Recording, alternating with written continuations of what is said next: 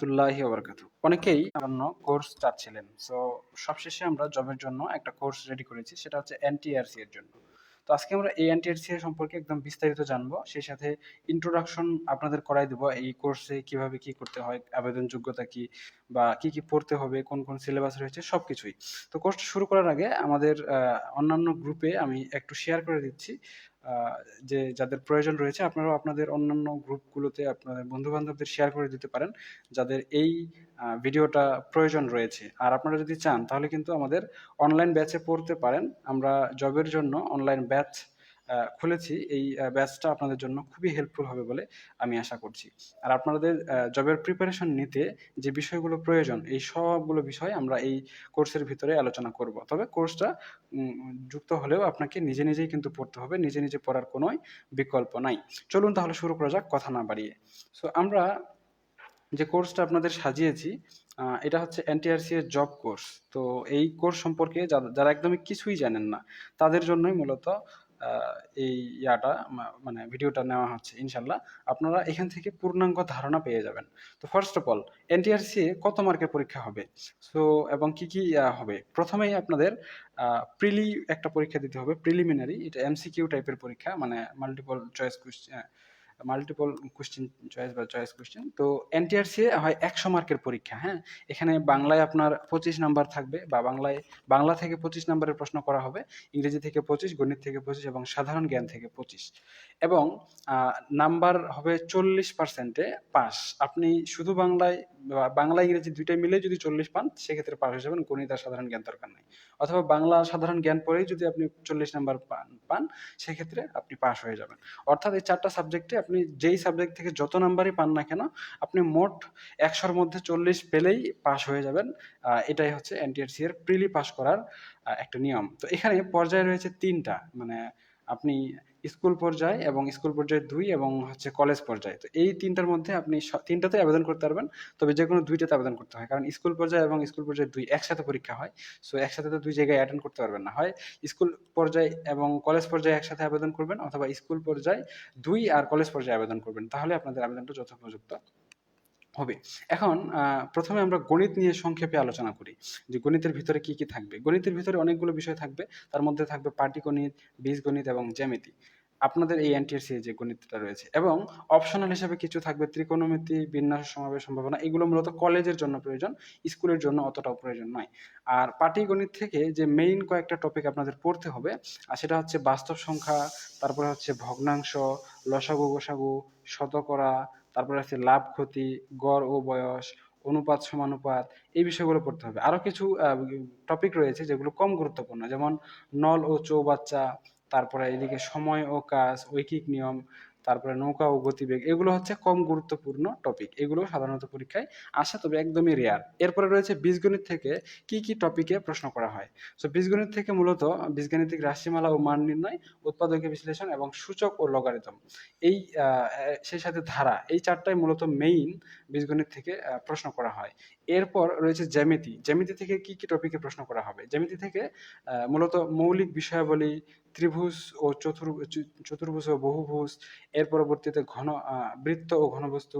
তো বৃত্ত ও ঘনবস্তু এটা মূলত কলেজ পর্যায়ের জন্য প্রযোজ্য, স্কুল এবং স্কুল পর্যায়ে 2 এর জন্য এটা পরীক্ষায় আসে না সাধারণত। এরপরে রয়েছে পরিমাপ বা পরিমিতি। ত্রিকোণমিতি শুধু কলেজের জন্যই প্রযোজ্য। আচ্ছা, এরপরে কি কি বই নিতে হবে, অনেকেরই প্রশ্ন যে স্যার প্রিপারেশন তো নিব হয়, কিন্তু বই কি কি নিব, আমাদের কোন বইগুলো আপনাদের প্রিপারেশনের জন্য প্রযোজ্য। সো আপনারা চাইলে আমাদের লেকচার শিট নিতে পারেন, যারা আমাদের ব্যাচে ঢুকবেন তারা আমাদের লেকচার শিট এবং সেই সাথে ডাইজেস্ট প্লাস কিনতে পারেন। আর ডাইজেস্ট প্লাস তো অনেক ইয়ার পাওয়া যায়। আপনারা যদি চান স্পেসিফিকলি শুধুমাত্র এনটিআরসি এর জন্য পড়বেন, সেক্ষেত্রে বিদ্যাবাড়ি অথবা যে কোনো একটা ডাইজেস্ট আপনি কিনতে পারেন। আপনি বিদ্যাবাড়িটা কিনতে পারেন, আমি নিজে কিনছি ওটা আর কি, সেজন্য বলছি। তো আপনারা চাইলে আপনার রুচিসম্মত হিসেবে আপনি যেটা বুঝতে পারেন, আপনার যেটা ভালো মনে হয়, আপনার নিকটস্থ লাইব্রেরিতে যেটা পায় আপনারা যেটাকে ভালো মনে করেন সেটাই কিনেন। যে কোনো একটা কিনলেই হবে, তবে মোটামুটি আপনি আহ, যে কোনো একটা কিনতে পারেন, তবে এনটিআরসি এর জন্য আলাদাভাবে কিনতে চাইলে এটা কিনতে পারেন। এরপরে যে কোনো একটা জব সলিউশন কিনে নেবেন বিগত সালের প্রশ্নগুলো অ্যানালাইসিস করার জন্য। বিগত সালের প্রশ্ন অ্যানালাইসিস করার কোনো বিকল্প নাই। আপনি চাকরির বাজারে পড়তে যাবেন, কি পড়বেন, কিভাবে পড়বেন, কেমন প্রশ্ন হয়, এই বিষয়ে যদি ধারণা না থাকে আলটিমেটলি আপনার প্রিপারেশন নিয়ে কোনো কাজেই লাগবে না। অবশ্যই অবশ্যই এই জন্য একটা জব সলিউশন কিনবেন। তবে জব সলিউশন কিনে সবকিছু পড়া শুরু করে দিবেন না। জব সলিউশনের মধ্যে স্পেসিফিক আপনার যেটা প্রয়োজন শুধু ওই অংশটুকু পড়বেন। কিভাবে বুঝবেন? আমি যেমন করে বলছি যে এনটিআরসি এর জন্য প্রিপারেশন নেবেন, তাহলে জব সলিউশন থেকে আপনার কাজ হবে এনটিআরসি এর প্রশ্নগুলো শুধুমাত্র দেখা। আপনি যদি বিসিএস, গণপূর্ত আরো অন্যান্য যতগুলো সার্কুলার আছে সবগুলো দেখতে যান তাহলে কিন্তু গোলমালে পড়ে যাবেন। সবকিছু দেখা যাবে না, শুধু আপনার প্রয়োজনীয়টা আপনাকে খুঁজে বের করতে হবে। যারা ম্যাথে অতিরিক্ত দুর্বল শুধু তারাই ম্যাথের জন্য যে কোনো একটা বই কিনতে পারেন, খাইরুলস বেসিক ম্যাথও কিনতে পারেন। ঠিক আছে? যারা যারা অতটাও দুর্বল না তাদের এই অপশনটা প্রযোজ্য নয়। যারা ইংরেজিতে অতি দুর্বল তারা যে কোনো বই কিনতে পারেন, যে কোনো মানে যে কোনো, আপনি যেটাতেই ভালো বুঝবেন আপনি সেটাই কিনবেন। লাইব্রেরিতে যাবেন, ৮-১০টা বই দেখবেন, আপনার যেটা ভালো লাগবে সেটাই আপনি কিনতে পারেন, কোনো সমস্যা নাই। এরপরে রয়েছে গণবিজ্ঞপ্তি। গণবিজ্ঞপ্তি সম্পর্কে বিস্তারিত ধারণা। এখন আপনাদের কিন্তু এ পর্যন্ত ৫-৬টা গণবিজ্ঞপ্তির লিস্ট রয়েছে। তার মধ্যে প্রথম গণবিজ্ঞপ্তি হয়েছিল ২০১৬ সালে। এই গণবিজ্ঞপ্তিতে শূন্য পদের সংখ্যা ছিল ১৫,০০০-এর উপরে। এর পরবর্তীতে দ্বিতীয় গণবিজ্ঞপ্তি হয়েছে, এটা হচ্ছে ২০১৮ সালে। এখানে শূন্য পদের সংখ্যা ছিল ৩৮,০০০-এর উপরে, ৩৮,০০০ প্লাস। পরবর্তীতে রয়েছে তৃতীয় গণবিজ্ঞপ্তি, এটা গত ২০২১ সালে হয়েছিল। এখানে শূন্য পদের সংখ্যা ছিল ৫৪,৩০০ প্লাস। এবং তৃতীয় গণবিজ্ঞপ্তি, এটা আবার দ্বিতীয় পর্যায়ে হয়েছে, মানে প্রথমবার নেওয়ার পর আবার দ্বিতীয়বারে হয়েছে ২০২২ সালে, ১ বছর পর। এখানে শূন্য পদের সংখ্যা ছিল ১৫,২০০ প্লাস। ঠিক আছে? এরপরে চতুর্থ গণবিজ্ঞপ্তি প্রকাশিত হয়েছে ২০২২ সালে, শূন্য পদের সংখ্যা ছিল ২৬,০০০ প্লাস। এরপর পঞ্চম গণবিজ্ঞপ্তি এখনো হয়নি, তবে এখানে শূন্য পদের সংখ্যা আগের কিছু রয়েছে, কিছু নতুন করে সৃষ্টি হয়েছে, সব মিলাই ৯৭,০০০ প্লাস। মানে যারা আপনারা ১৮ এবং ১৯তম শিক্ষক নিবন্ধনের জন্য আবেদন করবেন তারা কিন্তু এই ৯৭,০০০ প্লাস শূন্য পদের বিপরীতে পরীক্ষা দিবেন। ঠিক আছে? তো এটা আপনাদের জন্য হিউজ একটা সুবিধা বলতে পারেন। এখন আসি আরো অন্য কোনো বিষয়গুলো আলোচনা নিয়ে। যেমন নিবন্ধন পরীক্ষা কেমন হয় এখানে। সো প্রথমে এই যে পরীক্ষাটা আপনার, এটা নিবন্ধন পাস করতে হবে 40% নাম্বারে প্রথম পরীক্ষায়, মানে প্রিলিমিনারি যেটাকে বলা হয়। প্রিলিমিনারি প্রিলিমিনারি বা এমসিকিউ পরীক্ষা। এরপরে হবে লিখিত, তারপরে হবে ভাইবা, তারপরে সনদ পাবেন, তারপরে গণবিজ্ঞপ্তিতে আবেদন করবেন, এরপরে আপনি যে কোনো একটা কলেজে ঢুকে যাবেন। মানে এটা হচ্ছে প্রসেস। প্রথমে আপনাকে প্রিলিমিনারি পাস করতে হবে 40% নাম্বার পেয়ে। লিখিততে কোনো নির্ধারিত পাস নাম্বার নাই, এখানে সর্বোচ্চ নাম্বারধারীদের নেওয়া হবে, মানে মেধা তালিকার উপর ভিত্তি করে। এরপরে আপনাকে ভাইবার জন্য ডাকা হবে। ভাইভাতে আপনি পাস করলে আপনাকে একটা সার্টিফিকেট বা সনদ দেওয়া হবে, তারপর গণবিজ্ঞপ্তি প্রকাশ করা হবে। তবে এখানে নতুন একটা নিয়ম করা হতে পারে, বা এটা কথাবার্তা চলছে, সেটা হচ্ছে কি যে ভাইবার পর সরাসরি নিয়োগ প্রক্রিয়া চালু হবে, আপনার সনদও প্রয়োজন নাই, গণবিজ্ঞপ্তিও প্রয়োজন নাই। তবে এটা চালু হতে পারে, তবে এই বিষয়টা এখনো চূড়ান্তভাবে সিদ্ধান্ত নির্ধারণ করা হয়নি। সো এটা হতে পারে, না হতে পারে, হলেও না হলেও আপনাদের দুটাতেই আপনাদের জন্য সুবিধাজনক হবে আর কি। তো আপনাদের যে প্রিলিমিনারি ১০০ পরীক্ষা হবে সেটা হচ্ছে ১০০ নাম্বারের, এবং লিখিত পরীক্ষাও হবে কিন্তু ১০০ নাম্বারের। এরপরে ভাইবা হবে ২০ নাম্বারের। মোট ২২০ নাম্বারের পরীক্ষা আপনাকে দিতে হবে।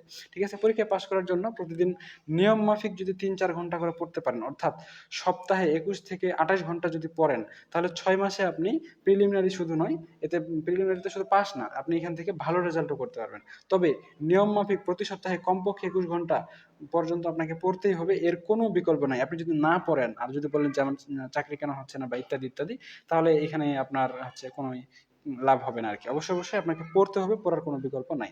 প্রতিটি প্রশ্নের জন্য এমসিকিউ এ আপনার ১ নম্বর বরাদ্দ থাকবে, অর্থাৎ ১০০ নম্বরের পরীক্ষা ১ নাম্বার করে আপনি প্রতিটি উত্তরের জন্য পাবেন। সঠিক উত্তর যদি করতে পারেন তাহলে ১ নাম্বার পাবেন। আর যদি ভুল উত্তর করেন সেক্ষেত্রে 0.25 নাম্বার কাটা যাবে। অর্থাৎ ৪ টা ভুল করলে আপনার একটা সঠিক মানে অ্যান্সার কাটা যাবে। বুঝতে পারছেন? 0.25 করে কাটা যাবে। এরপরে আপনার আবেদন যোগ্যতা কেমন হতে হবে? যেমন অনার্স থাকলেই কিন্তু আপনি আবেদন করতে পারবেন। তবে যদি ডিগ্রি থাকে তাহলে প্রথমে আপনাকে মাস্টার্স কমপ্লিট করতে হবে। তারপর আবেদন করতে পারবেন। বুঝতে পারছেন? যারা অনার্স করবেন ৪ বছর মেয়াদি, যারা ৪ বছর মেয়াদি অনার্স বা অনার্স সমমান ডিগ্রি অর্জন করবেন তাদের জন্য সরাসরি আবেদন গ্রহণযোগ্য হবে। আর যারা ৩ বছর মেয়াদি ডিগ্রি করবেন তাদের জন্য অবশ্যই ২ বছরের মাস্টার্স লাগবে। লিখিত নাম্বারে কোনো পাস নাম্বার নেই, লিখিত পরীক্ষায় কোনো পাস নাম্বার নেই। এখানে আপনার প্রাপ্ত নাম্বারের উপর ভিত্তি করে সর্বোচ্চ নম্বর প্রাপ্ত প্রার্থীগণ থেকে বাছাই করা হবে। অর্থাৎ মনে করেন ১০০ জন শিক্ষার্থীকে নেওয়া হবে, সবচেয়ে বেশি যারা নাম্বার পেয়েছে ১০০ প্রথম থেকে তাদেরকে নেওয়া হবে। এখন আসি পরীক্ষা কেন্দ্র সম্পর্কে ধারণা।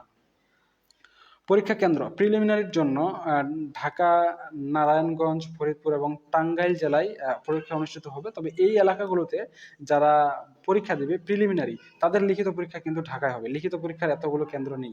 প্রিলিমিনারি পরীক্ষায় কেন্দ্র বেশি, লিখিত পরীক্ষায় কেন্দ্র কম। এরপরে রাঙ্গামাটি, চট্টগ্রাম, কুমিল্লা এবং নোয়াখালী জেলায় যারা প্রিলি দিবে তারা চট্টগ্রামে লিখিত দিবে। বগুড়া, পাবনা, নওগাঁ, রাজশাহীতে প্রিলি দিলে আপনি লিখিত দিবেন রাজশাহীতে। যশোর, খুলনা, কুষ্টিয়াতে প্রিলি দিলে লিখিত দিবেন খুলনায়। রংপুর, গাইবান্ধা ও দিনাজপুরে যদি আপনি প্রিলি দেন তাহলে রংপুরেই দিতে হবে আপনাকে লিখিত, এবং বরিশাল ও পটুয়াখালী এলাকায় যদি আপনি প্রিলি দেন তাহলে লিখিত দিতে হবে বরিশালে। সিলেট থাকলে সিলেটই, ময়মনসিংহে, এখানে আর অন্য কোনো সেন্টার নাই। বুঝতে পারছেন? আপনি যে কোনো সেন্টারে যে কোনো সেন্টারে পরীক্ষা দিতে পারবেন। তবে এই সেন্টারগুলোতে পরীক্ষা দিলে লিখিত কোথায় এবং প্রিলি কোথায় হবে এটা ফিক্সড। বুঝতে পারছেন? তো আপনি যে কোনো এলাকার বাসিন্দা হন না কেন, আপনি যদি পঞ্চগড়েরও বাসিন্দা হন, আপনি ঢাকা যেয়ে পরীক্ষা দিতে পারবেন, কোনো সমস্যা নেই। বা ঢাকার বাসিন্দা হলেও আপনি পঞ্চগড়ে আসে পরীক্ষা দিতে পারবেন। সো কিভাবে নেবেন নিবন্ধনের প্রস্তুতি? নিবন্ধনের প্রস্তুতি নেওয়ার বেশ কয়েকটা স্টেপ বা রয়েছে, প্রক্রিয়া রয়েছে। তার মধ্যে প্রথম প্রক্রিয়া হচ্ছে আপনাকে বিগত প্রশ্ন বিশ্লেষণ এবং সিলেবাস অ্যানালাইসিস করতে হবে। তো বিগত প্রশ্ন বলতে কত প্রশ্ন বোঝায়?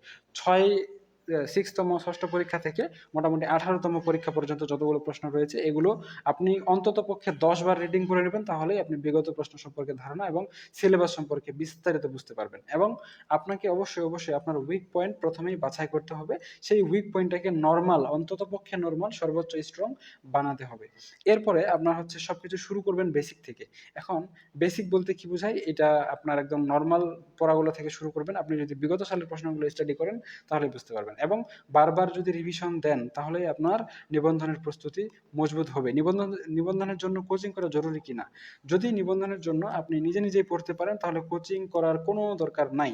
তবে যারা নিজে যারা সিলেবাস বোঝে না, যারা প্যাটার্ন বোঝে না, যারা বিভিন্ন জায়গায় আটকে যান, এরপরে যারা মনে করেন যাদের সাপোর্ট দরকার এবং যাদের বাসায় পড়তে ইচ্ছা করে না বা বাসায় পড়তে পারেন না, তাদের জন্য কোচিং জরুরি। অন্য শিক্ষার্থীদের জন্য কোচিং জরুরি নয়। আমাদের প্রতিষ্ঠানটি এক্ষেত্রে আপনার জন্য সহায়ক হতে পারে। আপনারা চাইলে আমাদের কাছে পড়তে পারেন। আমরা নির্দিষ্ট গাইডলাইন, সাপোর্ট সহ যাবতীয় বিষয়গুলো আপনাদের প্রস্তুতির জন্য প্রয়োজন সবগুলো প্রোভাইড করব। আমাদের কোচিং আপনাকে কি সুবিধা দিবে আমাদের অনলাইনে যদি আপনি পড়েন? 1 নাম্বার, আমরা নিজেরাই সিলেবাস অ্যানালাইসিস করেছি, তো আপনাকে আর নতুন করে সিলেবাস অ্যানালাইসিস করতে হবে না। এরপরে নির্দিষ্ট গাইডলাইন অবশ্যই পাবেন। প্রয়োজনে যে কোনো সাপোর্ট, যে কোনো পরামর্শ পাবেন। বিষয়ভিত্তিক ক্লাস পাবেন, বাংলা, ইংলিশ, গণিত এবং সাধারণ জ্ঞান। সাধারণ জ্ঞানের মধ্যে আবার বাংলাদেশ বিষয়াবলী, আন্তর্জাতিক বিষয়াবলী, এর পরবর্তীতে সাধারণ বিজ্ঞান, আইসিটি ইত্যাদি এই বিষয়গুলো থাকবে। সবকিছু তো আর বিস্তারিত বলা সম্ভব নয়।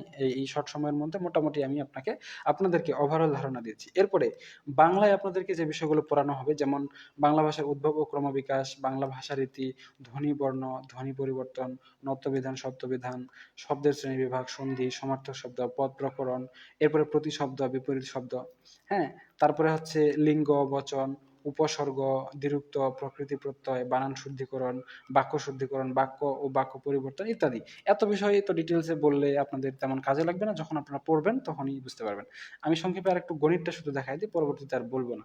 গণিত কি বিষয় পড়ানো হবে? গণিত পড়ানো হবে বাস্তব সংখ্যা, ভগ্নাংশ, লসাগু, গসাগু, শতকরা, লাভ, ক্ষতি। এগুলো সব কিন্তু আপনাদের এনটিআরসি এর সিলেবাসে রয়েছে। মুনাফা, গড় বয়স, অনুপাত সমানুপাত, সময় ও কাজ, নল ও চৌবাচ্চা, ঐকিক নিয়ম। এরপরে হচ্ছে বীজগাণিতিক মান নির্ণয়, উৎপাদক বিশ্লেষণ, সূচক ও লগারিদম, সমান্তর ও গুণোত্তর ধারা, জ্যামিতির মৌলিক বিষয়, ত্রিভুজ, চতুর্ভুজ, ত্রিকোণমিতি, বৃত্ত, ঘনবস্তু ইত্যাদি। এই এত বিষয় আপনাদের বলে লাভ নেই। এছাড়াও অন্যান্য সব বিষয়ের সবকিছুই পড়ানো হবে। ভিডিওটা লম্বা না করার জন্য এখন আর এই বিষয়ে আমরা ডিটেলস বলছি না। তো আশা করা যায় বুঝতে পারছেন। এখন অনেকেরই প্রশ্ন, স্যার কোর্সটি কতদিন চলবে? আমাদের গ্রুপে কতদিন থাকতে পারবেন? কোর্সটি চলবে তো আজীবন। আপনি যতদিন বাঁচে থাকবেন ইনশাল্লাহ কোর্স তো চলতে থাকবে, আমি যতদিন কোর্স কন্টিনিউ করব। আর গ্রুপে থাকতে পারবেন একবার পেমেন্ট করলে 1 বছর পর্যন্ত। 1 বছরে আপনাকে 2 বার এনটিআরসি এর জন্য প্রিপারেশন নিতে পারবেন। মানে 2 বার নিতে পারবেন। মোটামুটি 1 বছর আপনাদের লাগবে না, 6 মাস লাগবে। তারপরেও আমি মাত্র একবার পেমেন্ট করেই আপনাদের 1 বছর পর্যন্ত গ্রুপে রাখবো। তো ক্লাসটা এখানেই শেষ। আশা করা যায় এনটিআরসি সম্পর্কে কিছু বেসিক তথ্য আপনাদের দিতে পেরেছি। এই তথ্যগুলো আপনাদের হেল্পফুল হবে। আর আপনাদের পরবর্তী ক্লাসটা আমাদের সেটা আমরা ফ্রি ক্লাসে নিব, আমরা পরবর্তীতে নিব। আপনারা যদি চান শিক্ষার যোগ্যতা কতটুকু, সিজিপিএ কত লাগে, শিক্ষার যোগ্যতা কতটুকু, তেমন এটার প্রয়োজন নাই। আপনার পুরো শিক্ষা জীবনে একটা একটার বেশি থার্ড ক্লাস না থাকলেই চলবে। মোটামুটি সেই হিসেবে বলা যায় আমি এ পর্যন্ত এমন কোনো শিক্ষার্থী দেখিনি যাদের বলেন সেটা একাধিক থার্ড ক্লাস আছে, আমি এখনো শুনিও নি। সো আশা করা যায় আপনাদের সকলেরই যোগ্যতা থাকবে, বুঝতে পারছেন? আর থার্ড ক্লাস মানে তো অনেক কম পয়েন্ট, এত কম পয়েন্ট সাধারণত কোনো শিক্ষার্থী পায় না। মোটামুটি সেকেন্ড ক্লাস সবাই পায়, তো আপনারা সবাই আবেদন করতে পারবেন, এতে কোনো সন্দেহ নাই। আশা করা যায় বুঝতে পেরেছেন। সিজিপিএ কত লাগবে ডাজ নট ম্যাটার, আপনার 2.5 পয়েন্ট পার হলেই যথেষ্ট। 2.5 পয়েন্ট পার হয়েছে কি? সিজিপিএ না, জিপিএ তো 2.5 পয়েন্ট লাগে, সিজিপিএ 2 পয়েন্ট পার হলেও যথেষ্ট, মানে শুধু পাস করলেও যথেষ্ট। 2.25-এর বেশি পাইলে তো আপনি হচ্ছে সেকেন্ড ক্লাস, তো তার 2.25-এর নিচেও যদি পান তাও একটা থার্ড ক্লাস হবে। তো বাকিগুলো তো আপনার এসএসসি ইন্টারে তো থার্ড ক্লাস থাকার কথা না। আমি যতটুকু জানি যে এসএসসি ইন্টারে সাধারণত থার্ড ক্লাসের শিক্ষার্থী একদম খুঁজেই পাওয়া যায় না, একদম হারিকেন দিয়ে খুঁজতে হবে। সো আপনারা সবাই আবেদনযোগ্য প্রার্থী হিসেবে বিবেচিত হবেন। তো আশা করা যায় বুঝতে পেরেছেন। আমরা নেক্সট ক্লাসটা আপনাদের ফ্রি ক্লাস নেব ইনশাল্লাহ। ফ্রি ক্লাসটা দেখে আপনারা ডিসিশন নিতে পারেন আমাদের ব্যাচে পড়বেন কিনা। ব্যাচে মূলত লাইভে ক্লাস করানো হবে অথবা রেকর্ড ক্লাস দেওয়া হবে। তবে শুধু আমাদের ব্যাচে যুক্ত হয়ে থাকলে আপনাদের হবে না, আপনাকে নিজে নিজে বাসায় পড়তে হবে। যে বললাম, প্রতি সপ্তাহে কমপক্ষে 21 ঘন্টা যদি আপনি কভার করতে পারেন 6 মাসের মধ্যে, আপনি পুরো ডিটেলসে এই কোর্সটা কমপ্লিট করতে পারবেন। তবে চারদিকে মুখ দিলে হবে না, যে কোনো একটা বিষয়কে আঁকড়ে ধরবেন ভালো করে, 6 মাস পর রেজাল্ট পাবেন, শেষ। আর আপনি এটাও করতেছেন, ওটাও করতেছেন, সেটাও করতেছেন, এটাও করতেছেন, লাস্টে দেখবেন যে 1 বছর আগেও যেখানে ছিলেন 1 বছর পরে ওইখানেই আছেন। সো আপনি মুভ করবেন তখনই যখন নির্দিষ্ট একটা টার্গেটে আগাবেন। মনে করেন আপনি একটা বাস স্টেশনে গেছেন বা ট্রেন স্টেশনে গেছেন, যাই বলতেছেন যে আমাকে একটা টিকিট দেন। এখন আপনাকে বলতেছে আপনি কোন দিকে যাবেন, কোন দিন মানে কোথাকার টিকিট দিব, আপনি বলতেছেন যে কোনো এক জায়গার টিকিট দিতেন। তো যে কোনো এক জায়গার টিকিট দিলে তো হবে না, আপনি কোথায় যাবেন? এই জন্য আপনাকে একটা নির্দিষ্ট লক্ষ্য নির্ধারণ করতে হবে যে আপনি কি করতে চাচ্ছেন, তারপরে ওইটার প্রসেসগুলো একটা একটা করে ফলো করবেন, তাহলেই আপনি আপনার গন্তব্যে পৌঁছাবেন। তো আশা করা যায় আপনাদের বিস্তারিত তথ্য আমি জানাতে পেরেছি। আমরা নেক্সট ক্লাসটা ফ্রি ক্লাস নিব, যেখানে আপনাদের কিছু প্রশ্ন উত্তর এবং অন্যান্য বিষয়গুলো আলোচনা করা হবে ইনশাল্লাহ। সেই ক্লাসটা দেখার আমন্ত্রণ জানিয়ে আজকে এ পর্যন্তই। আমাদের সাথে যোগাযোগ করতে চাইলে আমাকে সরাসরি কমেন্ট করতে পারেন অথবা সরাসরি আমার নাম্বারে হোয়াটসঅ্যাপ করতে পারেন। আজকে পর্যন্তই, খুদা হাফেজ, ধন্যবাদ।